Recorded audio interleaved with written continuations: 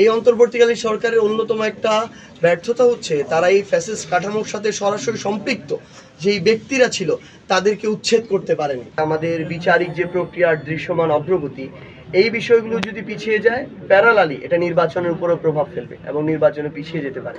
এত বড় একটা অভ্যুত্থানের পরে এই যে ফ্যাসিস্ট কাঠামো, এই কাঠামোর কয়েকজন ফ্যাসিস্টের পতন ঘটেছে বা পালিয়ে গিয়েছে বা দেশ ছাড়া হয়েছে, কিন্তু পুরো কাঠামোটা বিলুপ্ত হয়নি।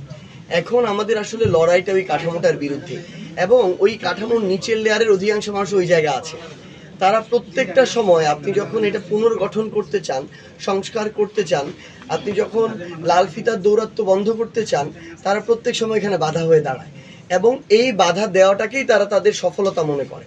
এবং তারা এই যে বাধা দিচ্ছে, এই রিপোর্টগুলো তারা তাদের ফ্যাসিস্টের যে যারা ছিল জননী তাদের সিস্টেমের, তাদের কাছে পাঠায় এবং ক্রেডিট নেয়। সো আমাদের এখন লড়াইটা হচ্ছে এই পুরো সিস্টেমটার বিরুদ্ধে এবং সিস্টেমের নিচের লেয়ারে যারা আছে। এই অন্তর্বর্তীকালীন সরকারের অন্যতম একটা ব্যর্থতা হচ্ছে তারা এই ফ্যাসিস্ট কাঠামোর সাথে সরাসরি সম্পৃক্ত যেই ব্যক্তিরা ছিল তাদেরকে উচ্ছেদ করতে পারেনি, বরং তারা এখন ধীরে ধীরে পুনর্বাসিত হচ্ছে। কীভাবে? আপনি যখন তাদের বিরুদ্ধে ব্যবস্থা নেননি, তিনি তো ওই পদে আছেন, তার মানে অলরেডি তিনি পুনর্বাসিত।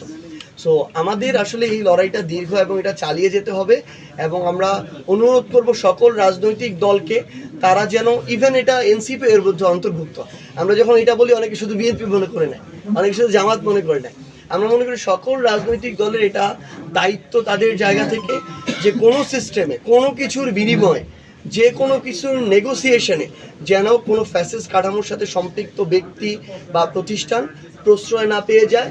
আমরা বিশ্বাস করি যদি এটা আমরা করতে পারি তাহলে আমাদের জুলাইয়ের আকাঙ্ক্ষাকে বাস্তবায়ন করা সম্ভব। আমরা একদম স্পষ্ট করে আমাদের যে অবস্থান সেটা হচ্ছে, যদি জুলাই সনদের আইনগত ওই ভিত্তিটা আসে আমরা, এবং ওই সংস্কারগুলো জুলাই সনদের মাধ্যমে আমরা কমিটেডভাবে পাই, এখানে যদি বিচারিক প্রক্রিয়ার দৃশ্যমান আমরা একটা রায় এবং কার্যকারিতা দেখতে পাই, তাহলে ফেব্রুয়ারিতে নির্বাচন নিয়ে এনসিপির আলাদা করে কোনো আপত্তি নেই। কিন্তু যদি এমন হয় যে এই বিষয়গুলো, অর্থাৎ জুলাই সনদের আইনগত ভিত্তি এবং বাস্তবায়নের প্রক্রিয়া, এরপরে হচ্ছে এই যে আমাদের বিচারিক যে প্রক্রিয়ার দৃশ্যমান অগ্রগতি, এই বিষয়গুলো যদি পিছিয়ে যায় প্যারালালি এটা নির্বাচনের উপরও প্রভাব ফেলবে এবং নির্বাচনে পিছিয়ে যেতে পারে।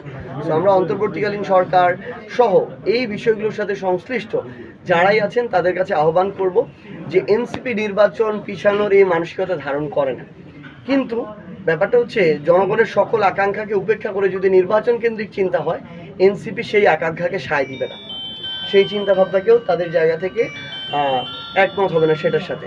তো আমরা প্রত্যাশা করি যে একসাথে সকল মামলার রায়, সকলের বিচারের কার্যকারিতা দেখা যাবে ডিসেম্বরের মধ্যে।